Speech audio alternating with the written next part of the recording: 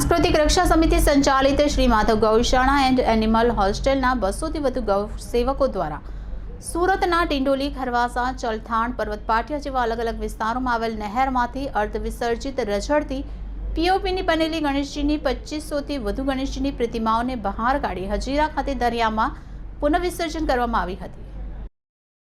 ઉધના વિસ્તારમાં આવેલ શ્રી માધવ ગૌશાળા અને એનિમલ હોસ્ટેલ કે જ્યાં બીમાર દિવ્યાંગ ગાય માતા અને અન્ય પશુઓની સારવાર થાય છે, તે ગૌશાળાના 200 થી વધુ ગૌ સેવકો દ્વારા આ કાર્ય કરવામાં આવ્યું।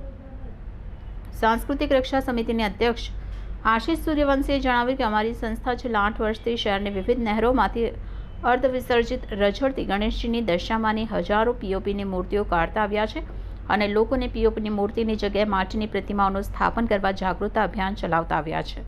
10 દિવસની ભક્તિ બાદ ભક્તો દ્વારા આ પ્રકારે દેવી દેવતાની પ્રતિમાઓને ગંદા પાણીમાં વિસર્જન કરી હિન્દુ ધર્મની લાગણી દુભાવે તેવા દ્રશ્યો પ્રદર્શિત થાય છે।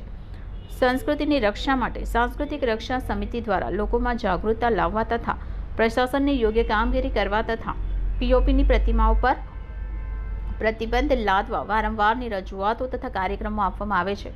सूरत मनपा द्वारा कृत्रिम तळाव बनाव्या होवा छतां તેમજ सूरत पोलीसनो आ नहेरो नजीक चुस्त पोलीस बंदोबस्त होवा छतां नासमज कहेवाता गणेश भक्तों द्वारा तकनो लाभ उठावी पोतानी सरळता खातर आ प्रकारे गणेशजीनी मूर्तिओनुं विसर्जन करे छे।